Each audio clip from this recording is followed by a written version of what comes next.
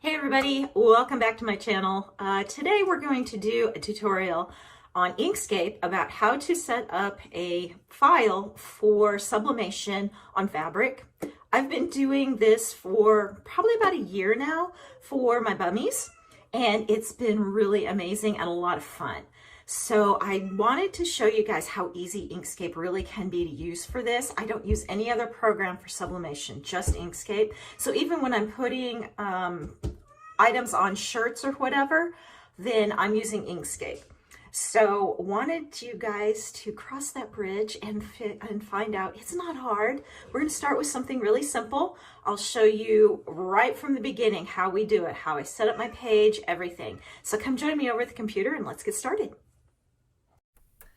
Okay, everybody, so here we're sitting in front of my computer and I've already got Inkscape opened. So if you do not already have that on your computer, whether it be your desktop or your laptop, it is a free download.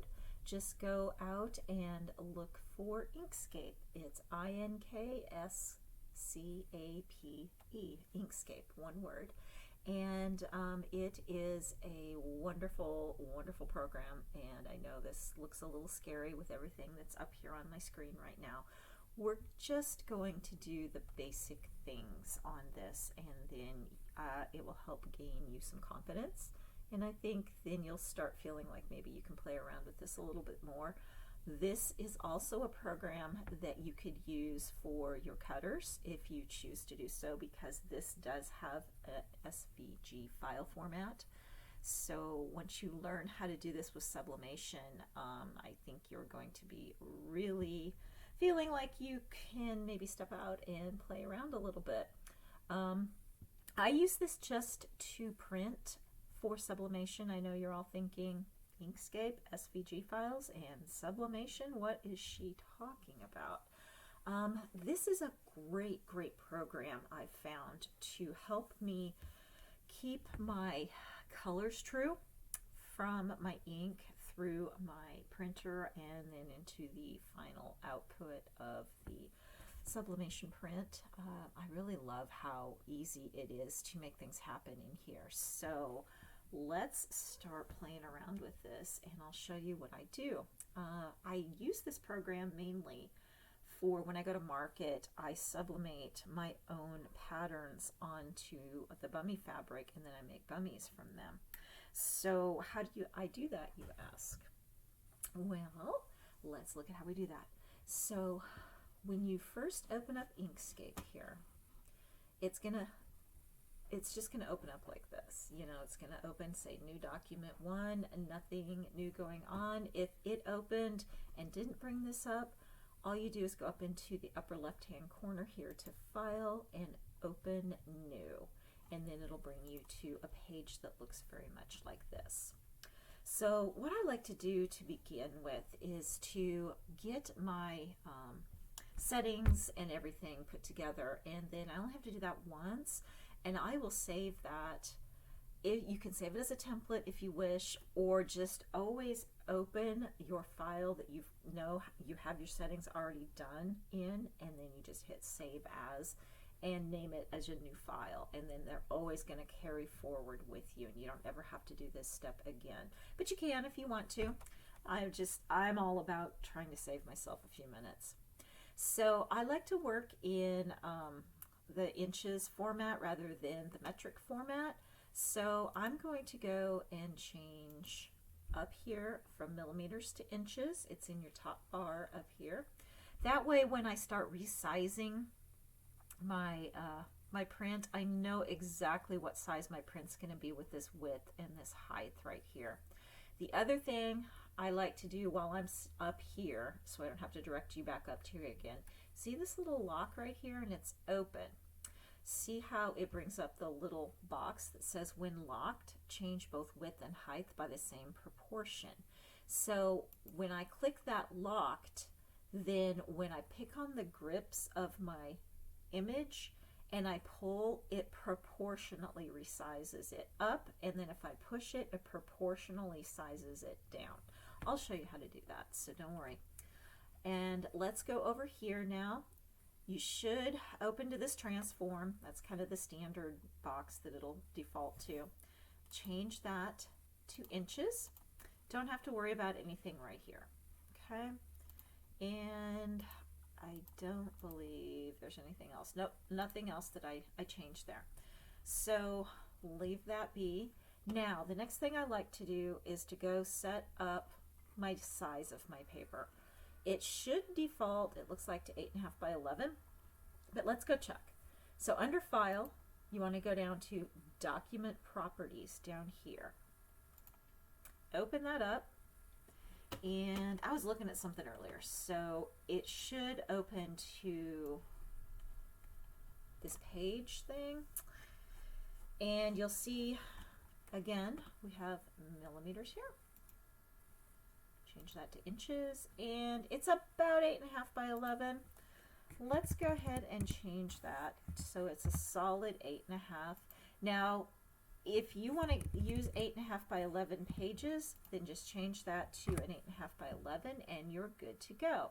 If you use bigger sizes, then just change the width and the height to what that size of paper is. I sometimes use 8.5 by 13s. They work really well for the size that I need for my bummies, and I'll use 8.5 by 11 at times too. So I go back and forth between this. All right, now up here, upper right hand corner, you have display units. We want that also to be set in inches. So you see how it automatically changes everything for us here, and it even went up here and changed all your page sizes. So the ones that are considered US standards are done in inches. Everything else is always in a millimeter, no matter what, because those are European sizes. So those will never change no matter what you do. So don't sit here and try and force it. Banners are always going to be in a PX. That's just the way it is. So if these did not automatically change to inches, they're not going to change no matter how hard you try to force it. So just realize that, and then you get over here into the drafting paper sizes, which is ARC A, ARC B, ARC C, D, E, and E1. Sometimes you'll see more than that, but these are your standard sizes. Okay, so as you can see, Inkscape gives us all different sizes, so you're starting to see just how versatile this program can be for you to learn. It'll give you all kinds of different formats. And there are some really amazing tutorials out on YouTube and just in general on the web too. So if you want to learn more on your own, just go out there and find them. It's so much fun. I love playing around on here. And like I said, I do use it for my cutter as well. I have a Black Cat cutter, which is an older brand. Before all the others started coming out, I had got a Black Cat probably about 12 years ago, and I still use it. It's similar to the US cutter. Looks very much the same. So it's what I've always used for that, and then I take it into a whole other program too. So that's for another day. One other thing I want to show you while we're sitting in this document properties, go over into the tab that's 1, 2, 3, 4, the fifth one over from the left, called Color. Now I use Cosmos ink, so I've already loaded their profile onto my desktop. So anytime I go to print something, I'm able to go into this available color profiles, and it is right here, Cosmos ink, and I can just click on that, and that will set this into my whole printout that I'm going to be doing here real soon, and not have to think about it again. So that's all we got to do here. Go ahead and click out of that, and you will notice this is 8.5 by 11. So I want to go up to the upper left hand corner up here and hit Save. And you want to make sure you put that somewhere that you will know where it's always at. So I tend to keep some of my stuff, let me see where I normally put it here. I started putting it somewhere else. Where did I have that? I just created this folder last week, and you'd think I would remember. All right, so what I'm going to do is I'm just going to go ahead and throw this for now into my sublimation images. And see how I've got a bunch? This is the Inkscape, what it looks like, your Inkscape files when you go to look for them. So I already have called sub-template here. I'm just going to call this one template, just for the sake of me showing you what we're doing here. And it's going to save it as an SVG file, and that's perfectly fine. You don't need to change that. We want to keep it as an SVG file because that's what Inkscape wants to work in. So I'm just going to hit save, and you'll notice up in the upper left-hand corner it says template.svg. So we are good from there. Now, what do we do now? Okay, so you know how fabric always has those repeatable patterns, whether they be, you know, 4x4, 8x8, 12x12. And if you look at your patterns, you can kind of see on the fabric how they repeat. Well, that's what we're going to create here today. So I'm going to go up and pull in by import. So I go find import under file again. And I'm going to go look for, and this will work, I've got some buffalo colors that I was using at Christmas time, and I think I'm just going to do this one for now, this black one, because I can use that throughout the whole year. And I just hit import and just wait for it to come in. Sometimes it takes a minute. It depends upon how big the pattern is. So you may have to wait a few minutes for that to come in. Be patient. It'll tell you when it's coming in, and if something doesn't want to come in, it will tell you that as well. Every now and then, though, I do notice it may not throw it right here. It may throw it off the page or off your view down. So it'll take you to this image when it brings it in, but then you kind of scroll out and you're like, where's my paper? It's because it threw it down. So look at your sides right here, and if this looks like this has moved, then just move that up and or zoom out or whatever, just to find where it's at. So don't let that throw you off. Okay, so now this came in, if you come up here and look, at a 12 by 12 size. Well, that might be okay, but that's going to be pretty big for baby clothes. So I want to size that down. So say you brought it in and then you accidentally clicked and the grips went off. What do? How do you get those back? Just go over to your image and you see how it brings up, let me get it in a wide area, you see how it brings up that little black cross symbol with arrows on each end? That means it's wanting to select it all. So all I do is click, and you see how your grips came back. The nice thing about this is too, I'm going to click out, you click once and you get these. So these will help you resize up and down. And then if you don't have this locked, see how it'll just kind of squish it and squish it. So I'm going to hit undo just to bring it back. It's under edit at the very top, or Control Z. I love Control Z. So let me show you. So I squished it. Oh, I don't want to do that. So I'm going to hit Control and Z. Brings it right back. So I'm going to take that lock. Don't forget to put your lock on if you want to resize. It's just sitting at 10.58 now. So there's different ways you can do this. You can either just go ahead and arbitrarily squish it down. It's going to tell you where it's at. Or you can go up here and you can type in what you highlight. So how do I do that? Click in it. I'm going to just do click in it. So you always have to have this highlighted because you can't click when it's not highlighted because it doesn't know what you're changing for size. So you click your image, go up here and see how it puts the cursor up there. So then I click and hold down my left button on my mouse and highlight it. And then I'm going to just type in 4 because I want it to be 4 inches. And when I hit enter, it automatically sizes both of these to 4 inches because I have that clicked. Now, I'm just going to bring it over here. What I was going to show you a minute ago was if you click once, you get the grips. If you click twice, you can rotate it. So I can take this and rotate it however I want. Okay? So I'm just going to hit Control Z just to straighten it back up again, click outside. Okay, so now I'm going to take this up to 6, and I'm there.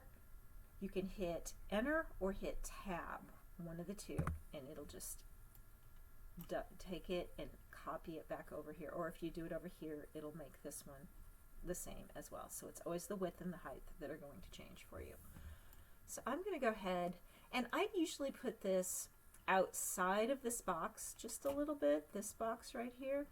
So I want all of this to be just a little bit outside of that box, okay? Because your print area is just this black outline. Anything inside of that is your print area. Nothing outside of it will print. So I'm going to go ahead and make sure that I get my entire paper covered. So there's the first one. Now I want a couple of more because I've got to fill up my sheet. So you can either highlight, right click, go to copy, right click, and go to paste, and you got to give it a second. There it is. Or you can go highlight it, Control C, click over here to unhighlight it, Control V to paste it, and it'll show up here in a second. And there it is. Lots of different ways. You can also go up here to edit, to copy and paste as well. Don't worry about paste in place, paste in style, or any of that. Just keep it super simple. Go to copy and paste. Those have their purpose for other things if you choose to learn this program a little bit more to use it in other ways. All right, so we've got this one here, and if I go over here, I'm going to drag this to come over, and you'll notice it automatically clicks to the corner. Now there's a preset in there under preferences that's already preset for you. So it finds that corner, snaps to that corner, and you're good to go. And there's times when I zoom in and check, and you can kind of see that line there, and once in a while I'll just move it over with my button. Now when I did that with my arrow, look how it just kind of threw it off. So I don't want to do that. Let me see. Nope, that's as close as we're going to get. So it's probably not going to show, but the thing you're going to notice here, and I'm doing this on purpose to show you guys this. So we will come back and fix this, because if you notice, there's no black coming down here. This image was not made to be a repeatable image in the way I'm trying to use it, but there's a way to do that very, very simply. So anyway, we're just going to finish, and actually I think what I'm going to do is I'm going to take this, and you see how I was able to grab both of them just by drawing with my pointer, and all you're doing is you come up, you click and hold down with your with your left button and move the mouse while you're holding down that button. Okay, see how that creates that? So go ahead and practice that if you've never done that before. It's kind of a strange feeling at first, but that's how you select. And then if I want, see how that cross little symbol came up? It means it's going to move both of those for me. So I can move them both together. See how that works? Isn't that kind of neat? And then just click out, and there it is. Okay, so if you did not have this happen, again, like I said, I did that on purpose so I can show you the next step of that as well. Then you can grab both of these. See how I'm doing this again? And I hit Control C, unclick them. It might take a second while it's copying all that. So if you're clicking and it's not letting go of the grips, it's because the program is still copying what you just told it to copy. So once it's done, it will release it like you just saw there. Now Control V, and I gotta let it do its thing. It's gonna take a minute. And the more intense your image is, the longer it may take to recopy and paste that, because it's got a lot more size it has to pick up and remember.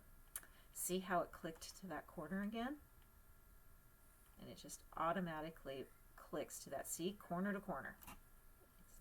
Click. Okay. So there's that. And that's kind of a cool pattern. If you wanted to do that, you sure could. Now, we're going to pretend that this isn't off like this for the moment. So say your pattern's done and you're happy with it, or if you really feel like you need to go and move it up just one little click, you can do that with your arrow, your up and down arrows. And then if you need to move it side by side, you can do that with those arrows side by side. And a lot of times what I'll do is I'll zoom in. And how do I do that? I hit the control button, hold that down. And then my mouse has a little wheel in the middle. So if your mouse has that, then you can just hold your control button down and it'll zoom you in and out with that wheel. If you don't have that button, then you just go up here to View, Zoom, and you see how the zoom in is the plus and the zoom out is the minus button. So zoom in is plus, zoom out is minus. So then just hit that's the plus button, that's the minus button, and you don't hold anything else down. You just hit those buttons in and out.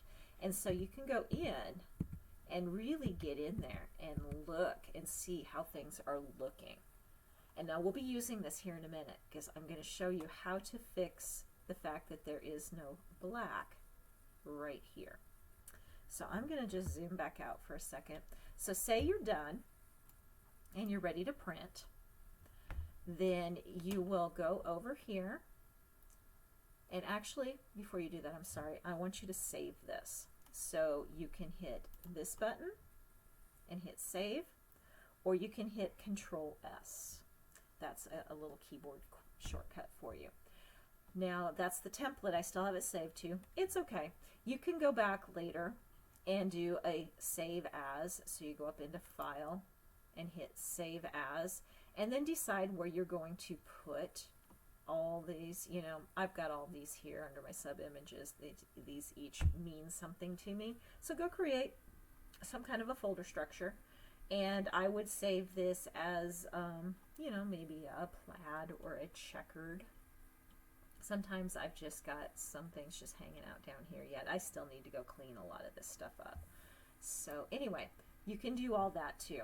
But once you've hit save, at least on your template, you've got it here for the moment. You don't have to go and save it later, until later if you want to. So you want to print. Okay, so you've got the print button here. So you hit Print Document, and then you're going to go up and find your sublimation printer. I've already got that one here. Then I'm going to go into Preferences. Now I've already gone ahead and added some preferences in here for my paper and my ink.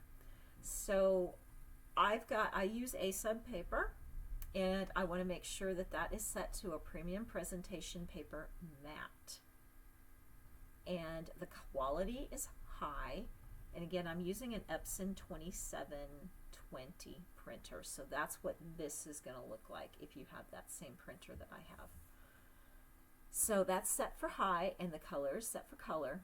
It's in a portrait mode because underneath here, this piece of paper was in portrait, and so that's the way I want it, because that's what it's going to print out of my printer.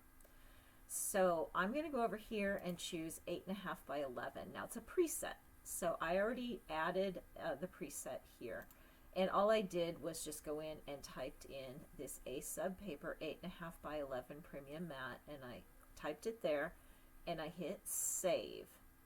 And you've got a lot of other options down here that you can get to later, but you hit save and it'll throw it over there. Then when you, because this is already set like this, so I preset it, and then I hit add preset and told it that's what the name of this was. You want to make sure though that your document size up here is 8.5 by 11 when you do that. If you did not do that, then what you can do is go ahead and remove that preset and start over again. It's not a big deal. You just highlight it and you hit remove, because when you hit that, it'll ask you what to do, and then you just add it back in again. So make sure you get, I did that so many times until I had it really figured out. So you can go in and mess with these quite a bit. Anyway, so And then there is more options. We don't need to get into that. That's I've messed with those a little bit, trying to get things to do what I wanted it to do, and it really wasn't coming out. I think it was the constraints of the printer, not the constraints of the program. So I was not getting it to do what I wanted it to do. So anyways, so you're here, and then you just hit OK, and it will send it over to your printer for you. And it's that easy. Now, say you run into a print like this. You have one image that is not quite right, and you need to fix it. You need to make it line up. So how do we do that? I'm going to go ahead and get rid of these for clarity. Okay.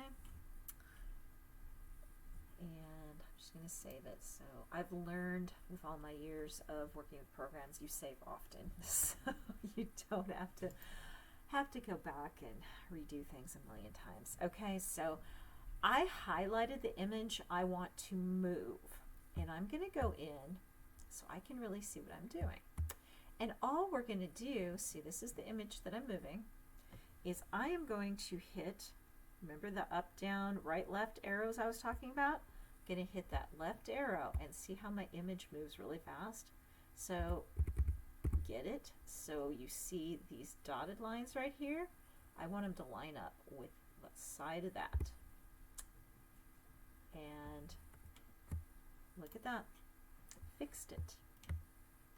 And it looks right now, doesn't it? So I hit Control S, and that's fine. So now I'm going to add it down here. Let's go.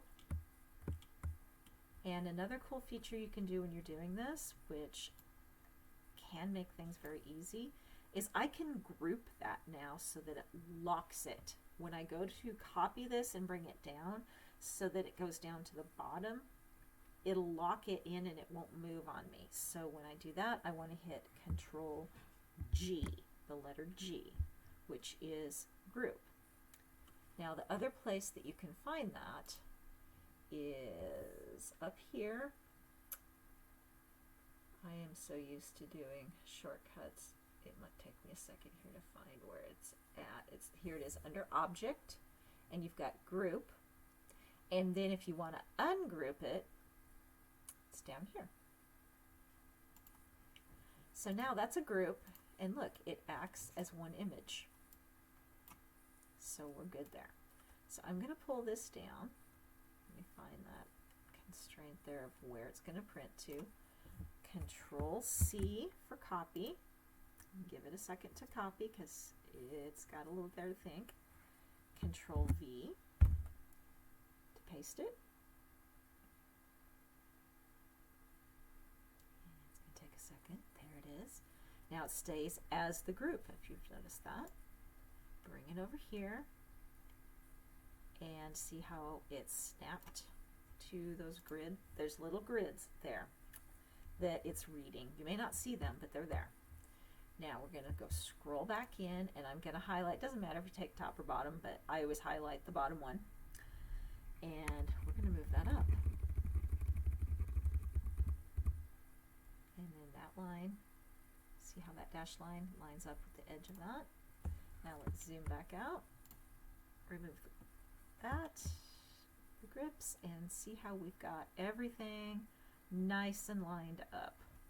I'm going to go ahead, you don't have to, but I'm going to just group that whole thing. So now I've got 3 groups there. I've got the top grouped, the bottom grouped, and now we're doing the whole thing as a group. So if you go to ungroup, remember you have to ungroup 3 times because I grouped 3 times. So, you know, this is my final group. So what I want to check now is, have I covered my whole paper? And I didn't see any of the background, but that's one way to check, is I just pull it a little bit off to the side and you can see it is all covered. So I'm just going to move it with my arrows now. It's going to take a little longer to move with the arrows just because there's a whole lot going on in that, and it's got a lot of thinking to do. So now I have fixed that, and you can print it. And you can do this with any kind of image that maybe doesn't quite line up. So say you've got some cute little bunnies and polka dots in there and they're not completely lined up. Well, you just kind of figure out where The one is that you've got to line it up underneath and just play around with this, moving it around until you can tell it's lined up. And you know, you can't ever do it wrong because you can redo it. You can Control Z. And that's how easy it is to use Inkscape to print. I also use this for my images that I print on my t-shirts too, and I just print from this all the time because I've got all my presets, I've got my ink profile in there. It makes my life so easy to size up and down when you've got your lock up here, and then you can also unlock, you can rotate it. This program is so powerful. You really have got to play around in it. It'll just really, you guys will have a good time. Don't let it intimidate you. It's there's nothing you can't undo, because Control Z is a good one. That is your undo button. Control Z right there. Undo, and they even have an undo history if you really want to look at it. So play around with it. Here's your undo history if you kind of get lost as to what you've done. It's just a whole lot of move and paste, so it doesn't mean a whole lot to me. But anyway, play around with this and let me know what you think of it. I hope you enjoyed as much as I do. And we will have another tutorial here soon. Thanks guys for joining me. We'll see you later. Bye.